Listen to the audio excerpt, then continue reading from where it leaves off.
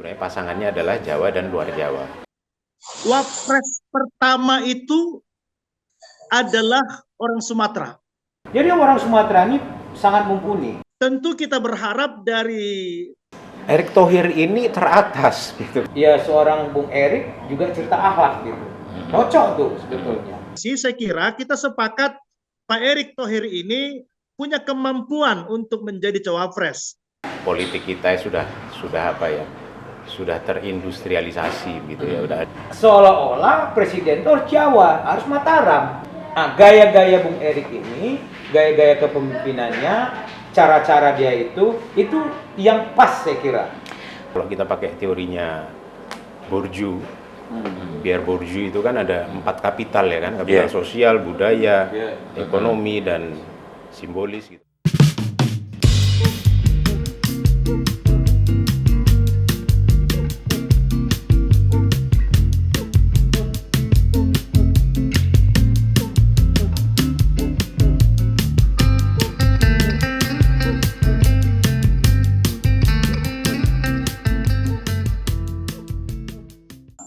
Assalamualaikum warahmatullahi wabarakatuh. Waalaikumsalam.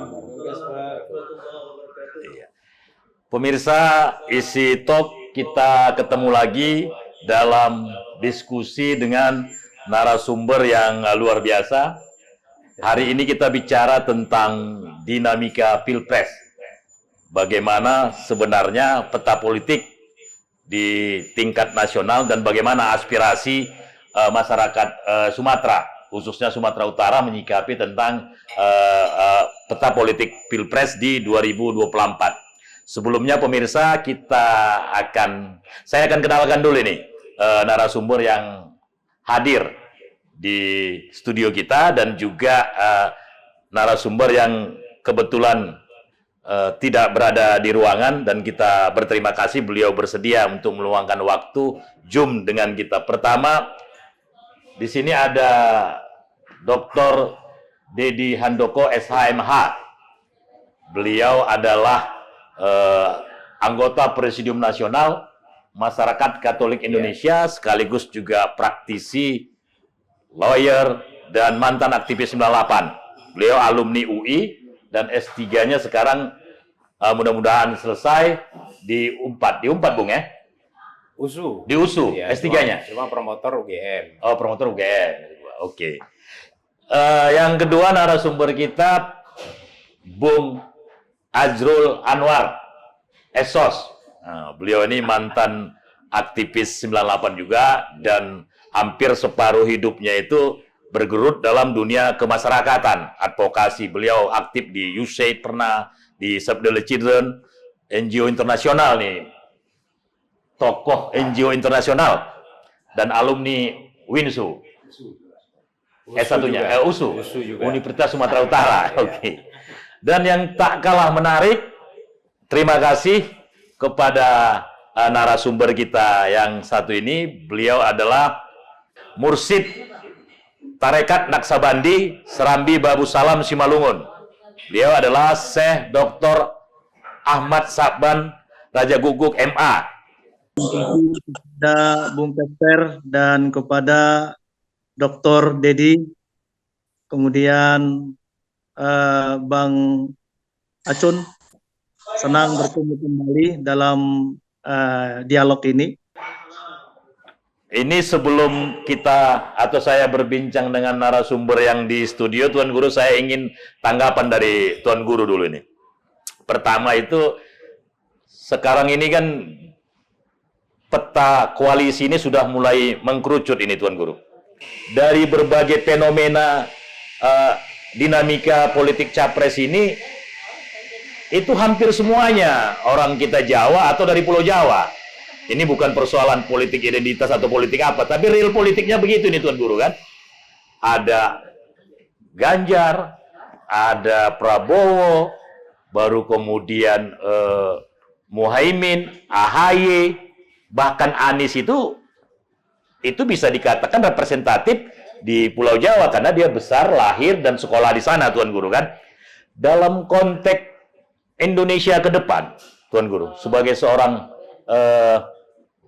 tokoh masyarakat yang selama ini kan publik tahu bahwanya Tuan Guru itu konsen berdakwah dalam konteks moderasi beragama, nasionalisme, persatuan Indonesia, kemaju-kemukan dan semuanya ya. Itu bagaimana Tuan Guru menyikapi dinamika politik capres ini yang dominan atau didominasi oleh elit-elit politik yang berasal dari etnis dan Pulau Jawa? Kira-kira bagaimana tanggapan Tuan Guru? Baik, terima kasih. Assalamualaikum warahmatullahi wabarakatuh. Waalaikumsalam warahmatullahi wabarakatuh. Saya ingin merespon langsung kepada Bung Casper. Sebelum sampai ke sana, saya kira ada dua isu yang harus kita clearkan dulu. Dan dua isu ini sering panas dingin, turun naik. Isu yang pertama, adanya isu bahwa Pilpres itu kemungkinan masih tertunda.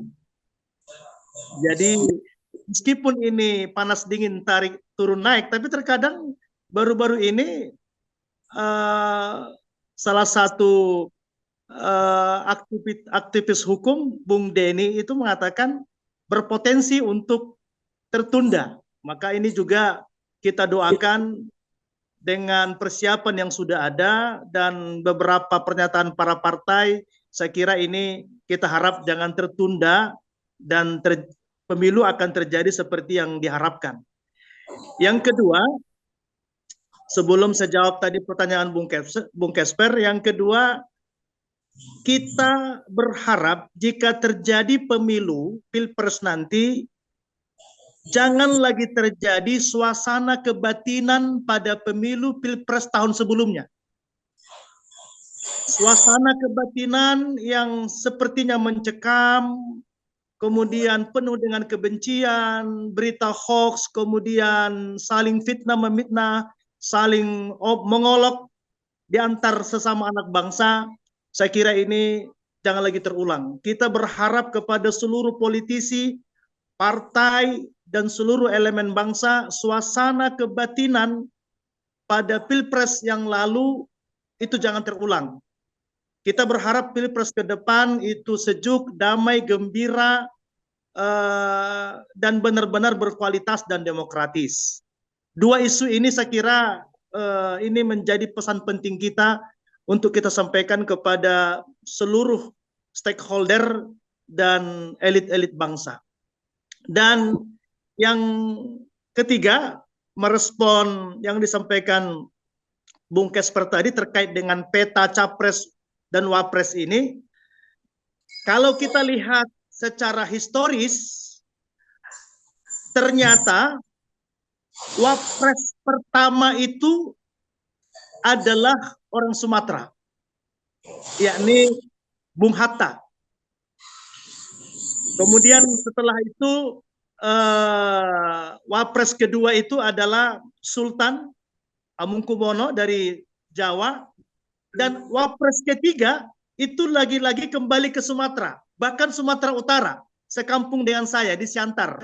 Bapak lagi Adam Malik. Oleh karenanya,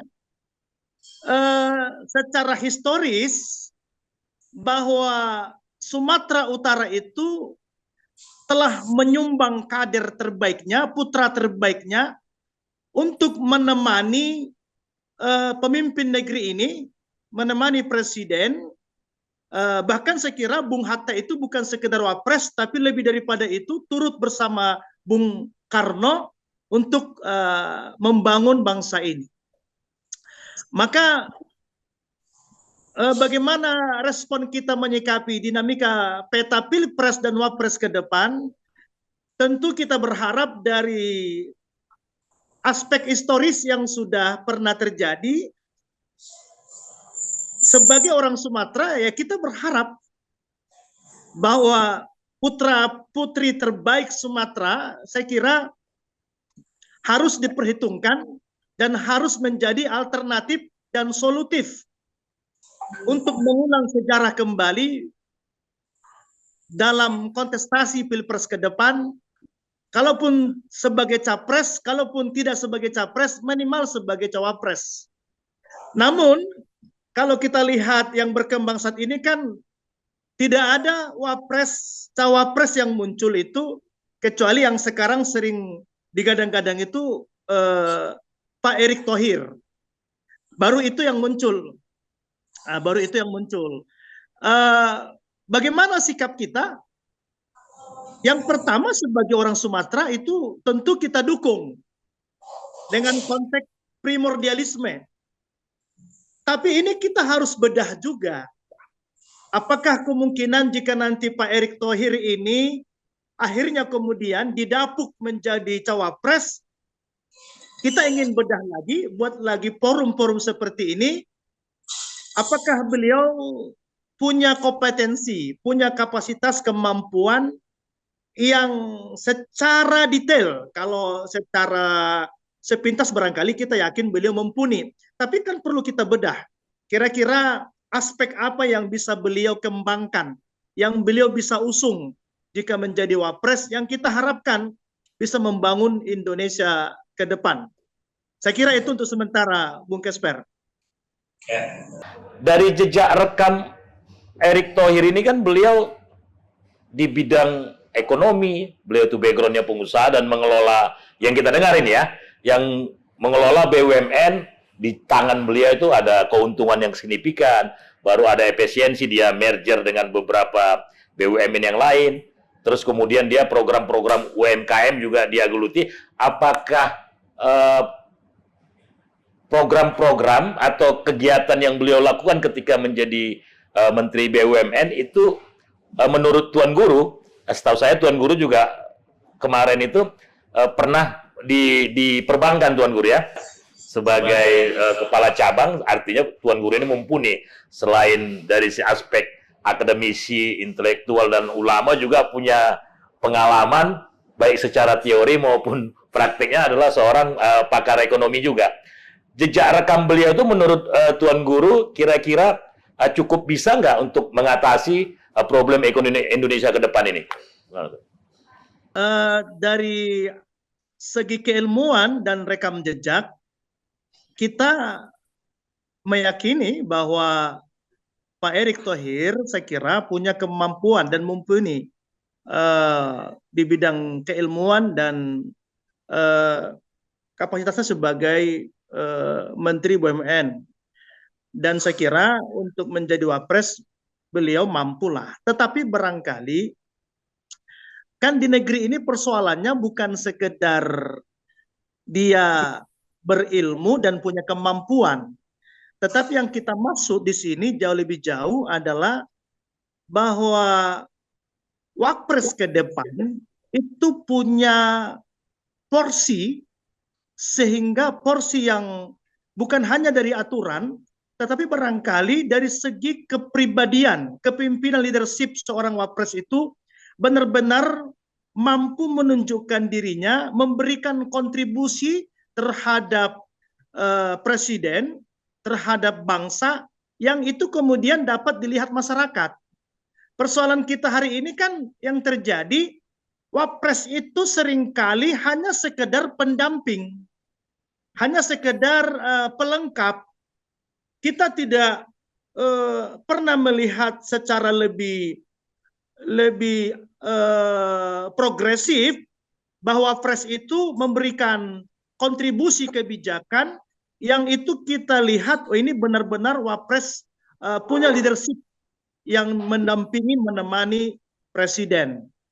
Jadi saya kira apakah nanti kemudian Pak Erick Thohir punya kemampuan leadership seperti ini, yang kita harapkan ini yang perlu kita bedah. Kalau kita lihat Bung Kesper, coba kalau kita mau jujur, beberapa periode presiden kita kan posisi wapres itu kan kita lihat kurang maksimal. Yeah.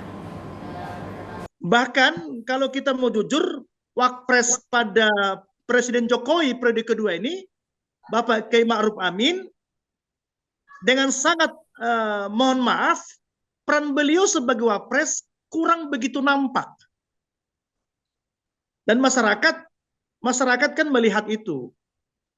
Apakah beliau tidak punya kemampuan, kompetensi? Saya kira lebih dari cukup untuk hal-hal tertentu. Jadi untuk konteks Pak Erick Thohir, saya kira beliau punya keilmuan dan punya rekam jejak yang kita yakini mampu menjadi cawapres yang diharapkan memberikan kontribusi yang positif dalam membangun bangsa ke depan. Tetapi bagaimana leadership beliau ketika nanti menjadi cawapres atau menjadi wapres setelah terpilih, ini barangkali menjadi diskusi kita. Saya kira kita sepakat Pak Erick Thohir ini punya kemampuan untuk menjadi cawapres. Tapi persoalannya bukan sebatas itu. Kelanjutan leadership beliau setelah menjadi wapres ke depan, andaikan jadi sebagai paket wapres dan terpilih, agar tidak terjadi suasana-suasana wapres yang terjadi sebelum-sebelum ini. Saya kira demikian. Terima kasih Tuan Guru atas tanggapannya, bacaannya, analisisnya tentang peta capres. Ditahan dulu, saya coba konfirmasi atau meminta tanggapan narasumber kita yang di studio, Tuan Guru ya. Baik, terima kasih. Kita mulai dari Bung Acun, aktivis 98, Tuan Guru. Tadi Bung Acun sudah mendengar paparan dari Tuan Guru ya tentang peta dinamika capres. Ada yang menarik. Yang pertama yang saya catat itu Tuan Guru memaparkan secara historis sebenarnya Indonesia ini beberapa kali dipimpin atau ikut mendampingi RI 1 presiden, yaitu ada Bung Hatta, kemudian juga ada Malik ya. Bung yang selama ini bergerak di sosial kemasyarakatan ya, mendampingi masyarakat baik itu di sektor pendidikan, guru, kepala sekolah, karena Bung Acun ini pernah Bung Dedi di USAID dan di Save the Children ya. Terus kemudian bergerak juga di bidang ekonomi. Dari pantauan Bung Acun, apakah aspirasi dari akar rumput itu menyikapi dinamika capres ini seperti yang disebut Tuan Guru? Ada nggak aspirasi memang di bawah itu kepingin ada orang Sumatera yang berpaket, apakah sebagai capres atau sebagai presiden nanti di 2024? Sebelum nanti Bung Dedi ya, kita coba minta dulu tanggapan Bung Acun. Ya, makasih ya Bung Kesper ya. Tapi sebelum ke sana, saya singkat aja. Ada yang mau saya sampaikan, penambahan aja sedikit dari Tuan Guru, bahwa tidak hanya pada masa capres ya, capres setelah era Soekarno ya, bahwa Panding Pares juga itu banyak orang Sumatera loh. Itu rata-rata orang Sumatera. Jadi artinya orang Sumatera ini sudah punya kapasitas. Kemudian yang kedua, pada masa pemerintahan RIS itu ada M. Nasir yang dari Solo, Sumatera Barat, ada Sultan Syahrir dari Padang Panjang, ada Burhanuddin Harahap tadi Bung Kesper bilang, ada juga Amir Saripudin Harahap dari Sumut itu. Iya, Kahanggi kita itu. Kahanggi. Udah.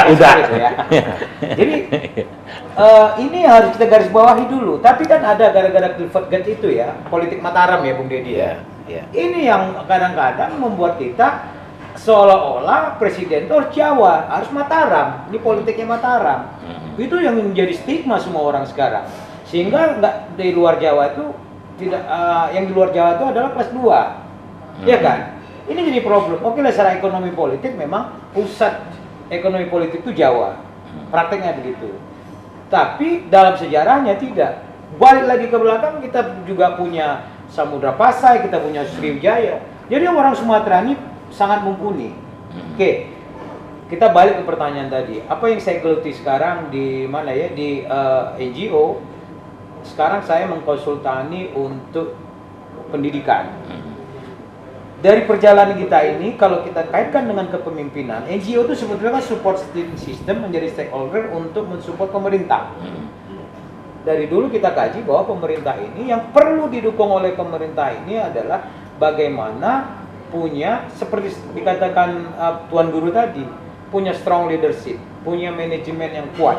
Jadi tidak hanya sebatas punya kemampuan ya, tapi punya kekuatan. Dan Pak Erick Thohir, dari yang kita lihat kinerjanya, track recordnya. BUMN itu perusahaan yang kita sama tahu lah, Bung. Gimana BUMN itu kan? Ini perusahaan badan usaha milik negara yang mungkin setengah sakit ini. Masuk Bung Erik, kita lihat kenyataannya. Itu jalan tol walaupun ke JPU tapi ngerjakan kan BUMN itu semua. Ya sekarang ini sudah berapa kilo? Itu kalau dari rekor itu ya. Kemudian bagaimana secara manajemen, secara internal yang berakhlak gitu. Jadi yang ini nggak pernah kita lihat gitu yuk. Ya seorang Bung Erik juga cerita akhlak gitu. Cocok tuh sebetulnya. Kemudian dia punya kemampuan, punya kapasitas untuk berkolaborasi. Sangat mumpuni saya pikir. Tidak hanya kolaborasi secara nasional, internal di Indonesia, juga eksternal. Artinya ketiga poin mulai dari kemampuan secara intelektual, kemampuan secara teori, praktek-praktek ketika beliau diamanahkan menjadi menteri atau tugas-tugas negara, kemudian dari sisi kepemimpinan memang ada di Bung Erik ini menurut Bung Acut. Oh ada, itu sangat ada kalau saya bilang. Kenapa? Sekarang kan era revolusi industri 4.0. Kan beda pola kepemimpinan yang revolusi sebelumnya atau 10-15 tahun sebelumnya. Bung Erik punya itu. BUMN itu yang saya lihat sekarang itu serba digital misalnya. Jadi harus juga yang dikatakan kapasitas yang mumpuni itu harus disesuaikan dengan zamannya. Nah itu Bung Esper. Kalau ke Bung Eriknya ya, kalau kita lihat tadi balik ke belakang kebutuhan-kebutuhan masyarakat yang saya dampingi, baik di isu pendidikan, isu nelayan, kemudian isu kaum miskin kota, sepertinya ini harus ada satu orang atau siapalah namanya ya, pemimpin yang mendobrak. Nah, mendobrak, meningkatkan kapasitas hidup mereka, meningkatkan kapasitas pendidikan. Nah, gaya-gaya Bung Erik ini, gaya-gaya kepemimpinannya, cara-cara dia itu yang pas saya kira. Nah, karena di era revolusi industri 4.0 ini kita harus punya kapasitas yang namanya create, mencipta namanya kan, create itu kan nggak semua orang bisa, Bung. Bagaimana dia meng-create BUMN yang dia rasionalisasikan, yang dia ada deregulasi dan sebagainya, sehingga itu sekarang bersentuhan dengan kemudahan-kemudahan teknologi, hasilnya juga nampak. Nah, kalau dia ngurus Indonesia, nggak bisa sama pola dengan pola yang lama. Kemudian yang kedua ada collaborate. Dia harus bisa berkolaborasi dengan semua stakeholder, semua partai politik, semua kelompok-kelompok ekonomi sebagainya, baik dalam dan luar negeri. Dan Bung Erik itu punya kapasitas itu. Oke, tadi ada. Soalnya, bentar Bung, apakah yang lain punya? Ini sebetulnya bagi saya, kebetulan kita bicara Sumatera ya. Kalau seandainya pun Bung Erik nggak Sumatera, kita tunda dulu nih Sumatera dulu. Kita prioritaskan dia dulu. Misalnya. Jadi yang dimiliki Bung Erik ini, kalau kita lihat lah ya, kita jejerkan semua, baik capres maupun cawapres, saya kira dia layak juga sebetulnya capres. Ini soal lain lah ya, layak gitu loh. Karena kita nggak bisa artinya pemimpin yang ya memang partai semua harus dari partai politik, tetapi dalam menghadapi dunia global harus punya kolaborasi, punya kreativitas, punya daya kepemimpinan yang bisa mengayomi semua kelompok. Gitu loh. Kan nggak mungkin kita pemimpin ke depan hanya Islam aja. Emangnya Indonesia cuma Islam, bisa lewat saya Muslim. Tapi kan nggak bisa begitu terus. Dan Islamnya itu Islam yang mana lagi kan misalnya. Bung Erik semua masuk, Bung. Islamnya masuk, ada, kuat. Islamnya ada. Dia juga ada kabarnya dia UKM yang Islam ketuanya. Kemarin kita lihat dia di NU. Badan Ekonomi Syariah, NU lagi. NU 1 abad, sangat dahsyat acaranya, sangat spektakuler. Dia ketua panitianya. Dan NU welcome. NU welcome. Dan dia pada posisi mimpin lagi tuh. Kan jarang tuh, Per. Orang masuk, tapi kan nggak dikasih ruang yang mimpin. Artinya ini langsung mimpin dia. Di kalangan NU pun dia diterima gitu maksud lu? Kalau dia sudah jadi ketua panitia, dia menyiapkan acara 1 abad spektakuler, berarti kan semuanya terima. Nggak usah pun kita cerita ya. Saya keliling-keliling kemana-mana nih. Ya mereka bilang, ya ini kayaknya penyelesaian masalah-masalah kita ini harus kayak gini lah ya, kayak Bung Erik lah gitu. Bahkan dia bilang cocoknya dia presiden aja lah gitu. Gitu Oke, lah. sebentar. Gitu. Ini Iya, dari iya. bawah loh. Ini kita tanya dulu Dari sama bawah Bung loh. Dedi nih. Gitu. Ada dua ini catatan dari diskusi yang menarik ini Bung Dedi. Yang pertama dari Tuan Guru. Tuan Guru bilang dari sisi teori, intelektual dan gaya kepemimpinan, Bung Erik ini cocok untuk menjadi capres dan cawapres. Tetapi kalaupun beliau karena ada dalam tanda petik Jawa sentris, melihat secara implisit Tuan Guru oke lah dia cawapres. Tetapi kalau ini kan dari sisi tata negara, ini kita minta dari ahli hukum ini kan, cawapres dari periode Soekarno sampai sekarang itu tidak punya peran yang signifikan. Tuan Guru saya tadi lihat nangkap, kalaupun misalnya dia diposisikan sebagai calon wakil presiden dengan kemampuan yang dahsyat dari Erik dan juga representatif dari Sumatera, harus ada pembenahan relasi itu. Dari sisi hukumnya gimana ini? Ya sebenarnya ini nggak terlalu terkait dengan soal aturan dalam undang-undang ya, gitu kan. Tapi sekali lagi begini, tadi Tuan Guru sudah memberikan pengantar, Bung Acun juga sudah memberikan pengantar. Saya sebenarnya agak menghindar untuk bicara soal figur ya. Oh, iya. Soal menghindar. Iya. Jadi karena kan Inilah banyak bukan orang orang ya, hukum Langsung biasa. aja. jadi dari tadi kan Erik sini Erik, Iya, gitu iya, kan. iya, Mau iya. nggak mau nanti. Gitu kan. Oke. Nah, tapi begini, karena kan banyak sebenarnya pesimisme masyarakat sekarang kan karena politik kita sudah apa ya, sudah terindustrialisasi gitu ya, udah ada ekonomisasi politik sehingga siapapun figurnya kayaknya berat menghadapi hutan belantara politik kita gitu kan bisa disebut industrialisasi politik gitu. Bukan republik lagi, makna republik yang diperkenalkan oleh Cicero dulu Respublika itu sudah agak jauh. Tapi nanti suatu ketika kita akan bicara soal itu mungkin kalau ada podcast. Jadi kalau bukan Selanjutnya republik gitu ya. apa ini? Nah inilah, tapi itu panjang nanti ceritanya kalau ngomong Oke. itu ya kan. Oke, silakan. Tapi sekarang kalau bicara soal 2024, kita kan memilih bukan minus malum ini sekarang, bukan milih yang terbaik dari yang jelek-jelek, karena kita banyak putra-putra terbaik. Jadi yang terbaik dari yang baik-baik begitulah ya. Kalau tadi sudah bicara muncul dari Tuan Guru dan juga dari Bung Acun soal Erik. Sekarang faktanya begini. Tahun lalu itu Kedai Kopi itu bikin survei dan ternyata yang mayoritas yang diminati itu sebenarnya pasangannya adalah Jawa dan luar Jawa.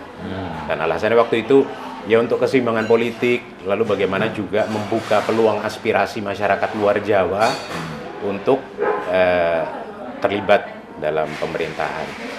Nah, kenapa Jawa dan luar Jawa? Dan kalau tadi akhirnya dikerucutkan Jawa dan Sumatera, saya kira ada basis objektif. Jawa itu penduduknya itu 154 juta sekian. Oke. Lalu pulau yang terpadat penduduknya setelah Jawa itu Sumatera. Hampir 60 juta, 59, sekian. Setelah itu Kalimantan 17 jutaan kalau nggak salah. Jadi kalau mau dipasangkan Jawa dan luar Jawa, memang yang paling paling rasional ya Jawa dengan Sumatera. Makanya kita punya sejarah, ada Bung Hatta dulu gitu kan, lalu ada Malik gitu kan. Jadi supaya aspirasi di luar Jawa yang notabene itu Pulau Sumatera terwakili lah gitu ya. Nah, dan ada fakta yang menarik gitu kan, survei dari Poltreking ya kalau tidak salah akhir tahun lalu gitu kan. Erick Thohir ini teratas gitu kan dengan 16 sekian persen gitu, diikuti calon-calon yang lain, ada Sandiaga Uno dan sebagainya untuk cawapres ya. Lalu survei dari SPIN ya, Survey and Polling Indonesia itu Februari kemarin loh, awal Februari sampai pertengahan Februari. Yang itu 2023? 2023. Oh, baru berarti ya? Iya, SPIN 2023. Erick Thohir juga teratas 17, sekian gitu kan. Jadi memang layak untuk diperhitungkan karena berdasarkan survei itu tertinggi gitu kan. Nah sehingga kalau banyak yang memasangkan Erick Thohir dengan Ganjar atau Erick Thohir dengan Prabowo, Erick Thohir dengan Anies, itu sangat masuk akal, sangat masuk akal. Di samping tadi sudah disinggung juga kemampuan Bung Erick. Kalau kita pakai teorinya Bourdieu, Pierre Bourdieu itu kan ada 4 kapital ya kan, kapital sosial, budaya, ekonomi, dan simbolis gitu kan. Kalau kapital sosial saya kira tidak diragukan Bung Erick punya jaringan yang cukup bagus. Ekonomi juga seperti itu, dia mantan presiden Inter Milan gitu kan, yang pasti punya kemampuan. Kapital budaya juga saya kira tidak diragukan lah, dia punya kemampuan intelektual yang cukup. Kapital simbolik juga cukup, karena Simbol Sumatera bisa mewakili ya. ya artinya dari keturunan dari keluarga Thohir yang punya track record yang cukup baik di dunia bisnis gitu kan. Di samping itu juga, ini bukan saya karena saya membela Erick karena Tuan Guru tapi ini saya cerita soal betul, realitas betul. saja gitu ya. Realitasnya ini. Iya. Dia sebagai Menteri BUMN catatannya cukup gemilang. Dulu waktu menjabat, BUMN itu asetnya itu atau omsetnya itu 13 triliun. Akhir tahun kemarin, semester kedua 2022, itu 155 triliun loh. Jadi hampir 12 kali lipat, gitu kan. Dan dia kan cukup sukses melakukan transformasi BUMN. Garuda direstrukturisasi, Krakatau Steel, lalu Pertamina, dan seterusnya gitu kan. Termasuk tadi disinggung oleh Bung Acun soal digitalisasi BUMN. Itu kan prestasi yang luar biasa. Dan saat ini faktanya Bung Erick itu menjadi avant-garde atau ujung tombaknya Jokowi dalam melakukan program hilirisasi. Hilirisasi terhadap industri minerba ya. Terutama kemarin yang ribut-ribut di WTO itu kan yang nikel itu kan, ya. gitu kan. Boksit itu ya. Supaya kita mengekspor barang jangan dalam bentuk mentah. Betul. Dalam bentuk setengah jadi lah supaya nilai ekonomisnya lebih tinggi, dan itu sukses. Gitu kan. Jadi banyak catatan-catatan yang menurut saya masuk akal andai kata banyak masyarakat yang mengunggulkan Erick Thohir sebagai cawapres, entah siapapun presidennya. Gitu kan. Tapi ada pertanyaan yang Ya. Bung Dedi bilang kan juga Tuan Guru dan Acun, Iya. memang dari segi 4 kapital tadi lah ini ada sebenarnya dimiliki iya. oleh Bung Iya. Erick, artinya potensi menangnya juga cukup besar kan. Iya. Cuman kan persoalannya dia ini tidak ketua partai, artinya secara bergening politik, transaksi politik Ya. untuk masuk dalam bursa capres atau cawapres itu dia punya kelemahan. Ini Ya, justru gimana menurut ini, Bung ini? Ya justru di balik kelemahan itu bisa menjadi kekuatan. Karena dia kan akhirnya dipandang sebagai profesional dan juga non partisan, yang artinya kalau masuk ke koalisi perubahan gitu kan, ke koalisi Indonesia Bersatu, ke koalisi Kebangkitan Indonesia Raya, dia justru bisa diterima oleh semua partai, profesional dan non partisan. Justru di situ kekuatannya. Kalau menurut saya justru bukan kelemahan itu, justru kekuatan. Kalaupun sekarang misalnya partainya, capresnya itu kader partai, didampingi oleh seorang profesional, itu akan menjadi paduan yang sangat bagus, sangat ideal gitu kan. Justru menurut saya harus kekuatan masyarakat lah ini harus mendorong itu gitu kan, memposisikan kalau bisa wapresnya oke, kalau capresnya itu orang partai, cawapresnya kalau bisa profesional, sehingga ada keseimbangan itu. Dan persis disitulah kekuatan Bung Erick Thohir gitu kan. Sama kita juga dulu punya sebelum Pak Jokowi lah, Pak SBY gitu kan, waktu periode kedua juga menggandeng Pak Budiono yang profesional. Dia kan tidak terikat partai manapun, sehingga justru bisa masuk ke semua partai. Dan kalau kita kembali ke tadi soal yang saya sampaikan bahwa politik kita sudah terindustrialisasi, gitu, sudah ada industri politik di situ, sudah menjadi politik itu sudah terekonomisasi begitu ya.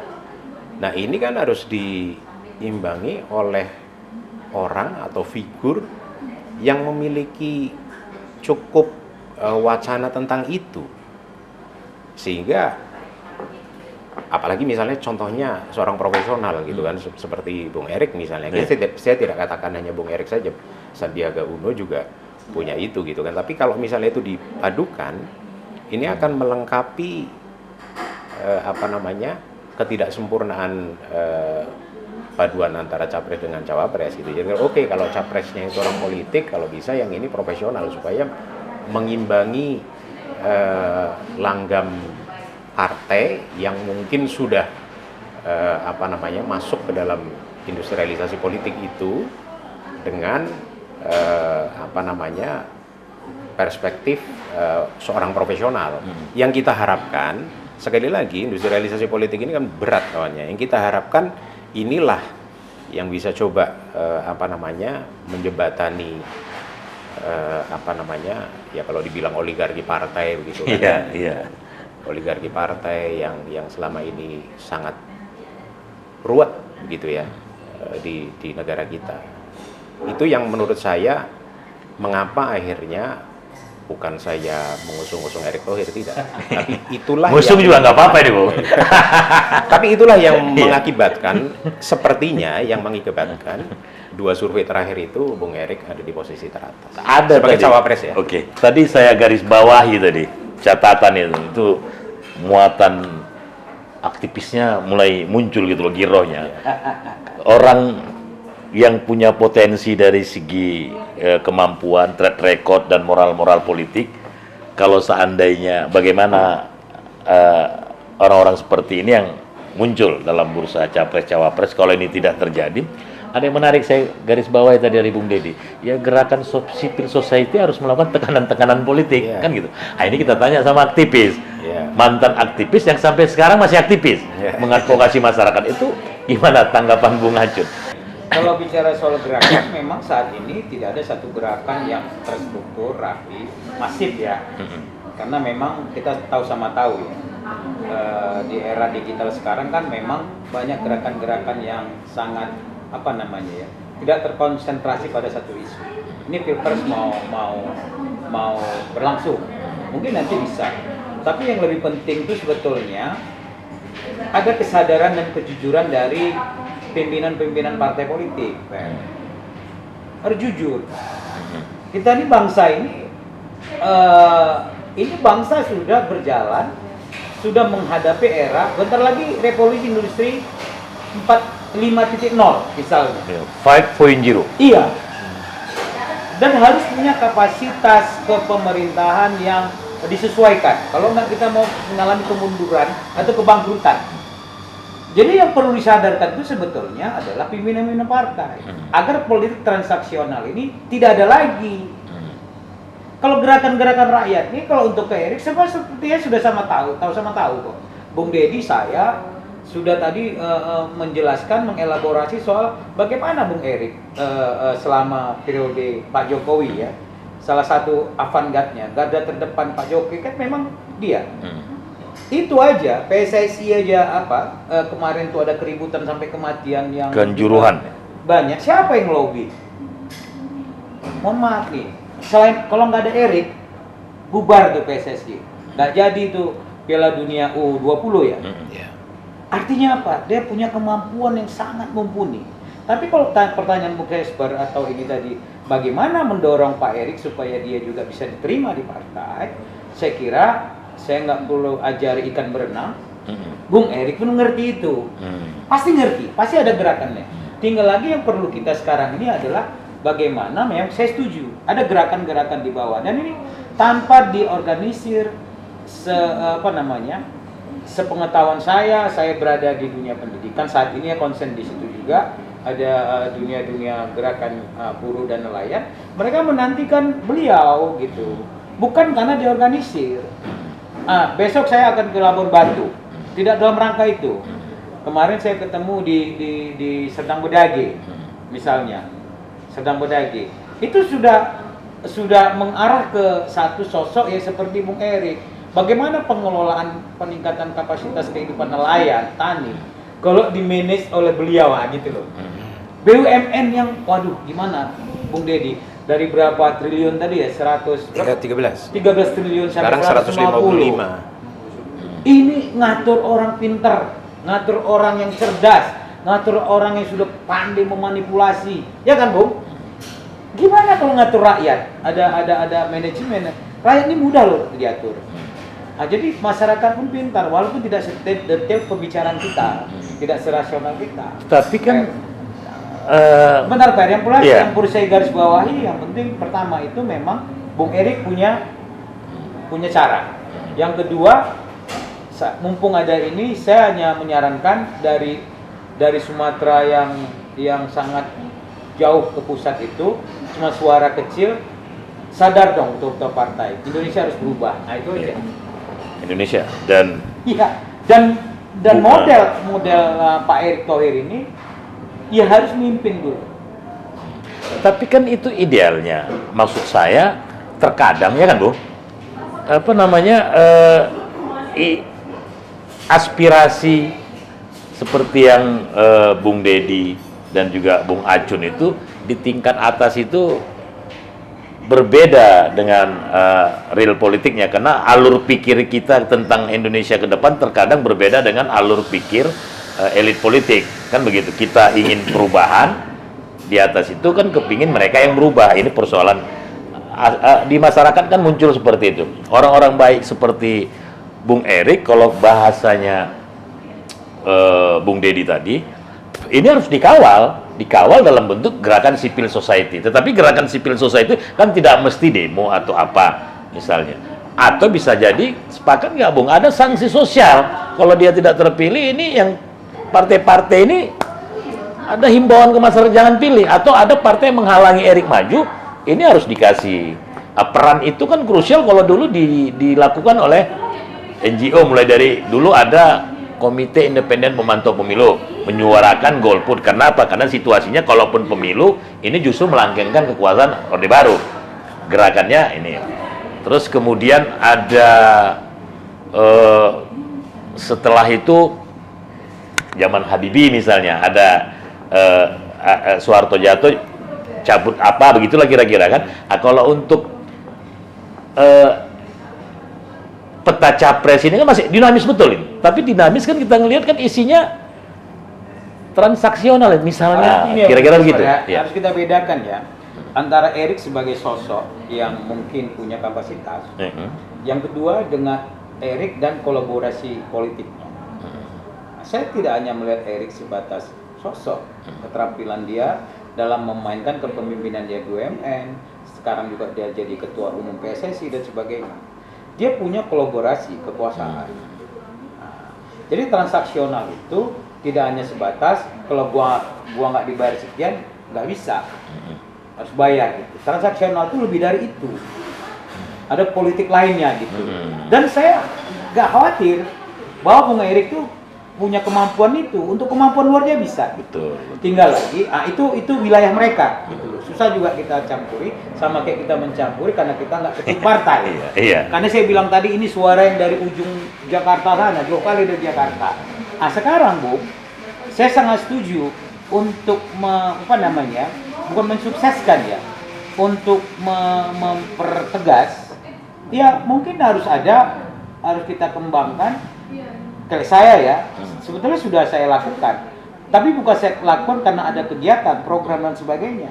Tapi memang itu bagian dari pekerjaan, aspirasi dari bawah itu seperti itu. Aspirasi. Dunia pendidikan misalnya, saya minta waktu lah sebentar. Apa yang dilakukan Mas Nadiem, itu kan digitalisasi. Mohon maaf, 90% kemampuan guru di Indonesia itu nggak mampu. Nggak mampu, Pak. Jadi harus ada satu pola kepemimpinan yang mendukung Nadiem ini di pendidikan agar ini jalan gitu. Untuk apa? Agar apa? Karena penolakannya besar. Karena mereka nggak terbiasa, Bung, dengan digitalisasi. Karena ini untuk menjawab tantangan pendidikan masa depan, kita persyaratan kapasitas itu harus kita penuhi, baik bagi guru. Dan ini kalau bisa model Erik yang mimpin, kayak jadi itu. Jadi bareng. Enggak, ini serius loh. Karena saya ngelutin itu. Betul. Bukan orang yang mengkampanyekan enggak. Saya ngelutin kesimpulannya itu ada strong karena birokrasi kita birokrasi yang santai. Ketika berhadapan dengan model gini, mereka biasanya nggak mampu. Maka butuh ada satu strategi, butuh kekuatan.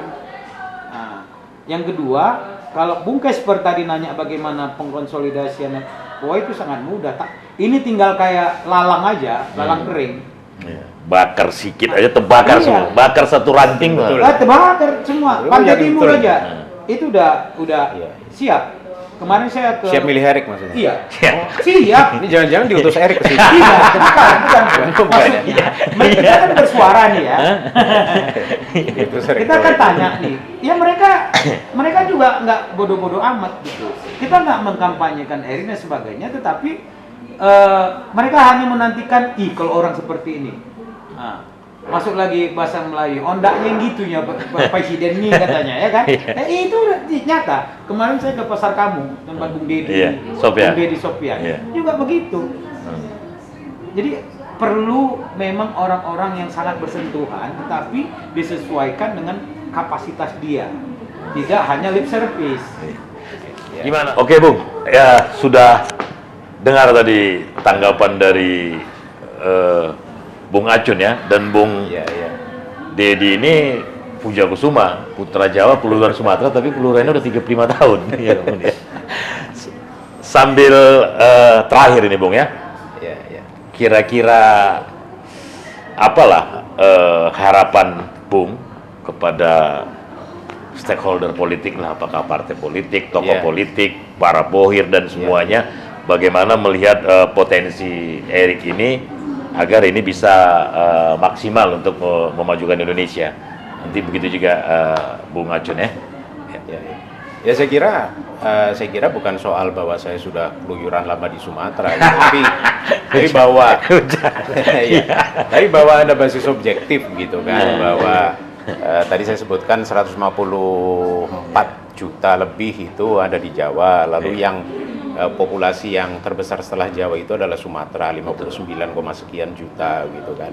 Setelah itu Kalimantan, Sulawesi dan seterusnya gitu kan. Jadi ada ikatan emosional Bung Erik dengan Sumatera kan. Akhirnya jadi Erik ini gitu kan. Karena beliau terahnya itu dari Lampung begitu kan. Tapi kan juga ada Sandiaga Uno. Sandiaga Uno itu kelahiran Riau juga gitu kan. Hanya memang kondisi objektif yang kedua, berdasarkan survei itu, kebetulan 2 survei yang terakhir itu, saya melihat posisi teratas itu memang Erick Thohir. Gitu. Nah sekarang kan tinggal bagaimana lah timnya untuk mengemas itu, gitu kan. Dan saya kira salah satu kelebihannya, ini jadi Erick Thohir lagi nih, gitu kan. Salah satu kelebihannya itu kan, Erick Thohir ini memang cukup intens juga kan berkunjung ke daerah-daerah. Dan saya lihat tidak ada resistensi itu dari masyarakat, nggak ada yang demo anti Erik atau tolak Erik begitu ya, karena memang itu tadi melekat di figur dia itu adalah profesional, seorang profesional dan non partisan. Kalau dari minoritas Bung, anggota Presidium Nasional Katolik Indonesia ya, Forum Masyarakat Katolik. Kalau dari kelompok minoritas dalam tanda petik maksud saya di kalangan non muslim, Erik itu gimana pandangan mereka? Nggak ada masalah juga, nggak ada resistensi yang berarti, karena ayahnya dari father side lah istilahnya, dari sisi ayah itu kan Lampung, tapi ibunda Erick Thohir itu kan ada darah Chinese-nya, Tionghoa dan Sunda kan, sehingga memang mix dari paling tidak 3 etnis itu. Dan DNA-nya NKRI banget lah ya. NKRI ada Sundanya, ada Tionghoanya, ada Sumateranya, dari bapaknya Lampung gitu kan. Hanya sekali lagi saya bukan pendukung Erik, tapi saya menyampaikan saja fakta objektif yang ada begitu kan, dari soal keberhasilan dia menjadi menjadi komandan di BUMN, lalu dari survei yang ada dan juga dari kapital tadi yang saya sebutkan gitu kan. Erick Thohir itu sangat layak untuk diperhitungkan dan dia punya kapasitas untuk itu. Itu saja yang mau saya sampaikan. Nanti kalau terlalu banyak ngomong Erik dipikir saya pendukung Erik gitu kan. Oke. Saya begitu Bung Kesper, nggak usah terlalu banyak lah ngomong Bung Erik ya. Karena kita juga bukan pendukung Bung Erik. Kita secara objektif saja melihatnya. Yang jelas Sumatera telah melahirkan banyak pemimpin ternama, baik pemimpin ideologis, pemimpin politik dan sebagainya, mulai dari Founding Fathers sampai era pemimpinan Soekarno sampai ke masa Pak Harto, ya kan? Nah, sekarang yang ada dari Sumatera, kalau agenda kita Sumatera itu ada Bung Erick Thohir. Bung Erick Thohir, orang yang punya kapasitas sesuai dengan zamannya. Saya hanya titip kepada Bung Kasper atau kepada teman-teman yang dengar atau kepada partai politik, jujurlah kita, itu aja. Karena Indonesia ini mau kemana? Dia, Bung Erick ini punya kemampuan sesuai dengan zaman sekarang. Itu aja, Bung. Oke. Tapi saya kasih catatan sedikit yang Iya. tadi terlewat sedikit gitu ya. Dari kunjungan-kunjungan itu saya katakan tadi relatif tidak ada resistensi gitu kan. Tapi itu juga salah satu langkah yang saya tidak tahu apakah Erick Thohir itu sudah punya tim sukses atau tidak. Tapi bagi saya itu langkah yang cerdas kunjungan ke sana gitu. Tidak mengandalkan medsos ya kan. Karena kalau medsos itu kan cuma memberikan impress ya, bukan impact. Iya, iya. Impress itu outputnya adalah popularitas. Tapi kalau impact outputnya adalah elektabilitas. ya. Gitu kan. Dan itu bagus, artinya berkunjung ke sana kemari. Tinggal bagaimanalah tim suksesnya ini mengemas itu supaya fokus kepada impact, supaya ada elektabilitas yang real gitu kan. Oke. Jadi saya kira itu. Terima kasih Ya. Bung Dedi, Bung Acun, dan juga Syekh Dr. Ahmad Saban Raja Yuguk MA. Pemirsa, itu tadi diskusi bincang-bincang kita dengan narasumber yang memang menurut saya sangat kompeten ya, seorang aktivis, seorang pakar hukum, dan seorang tokoh masyarakat dan ulama. Mudah-mudahan pembicaraan ini ada berguna dan juga bisa diambil manfaatnya dan bisa menjadi memberi pencerahan ke pemirsa. Akhirul kalam, wallahul muwaffiq ila aqwamit thoriq. Assalamualaikum warahmatullahi wabarakatuh.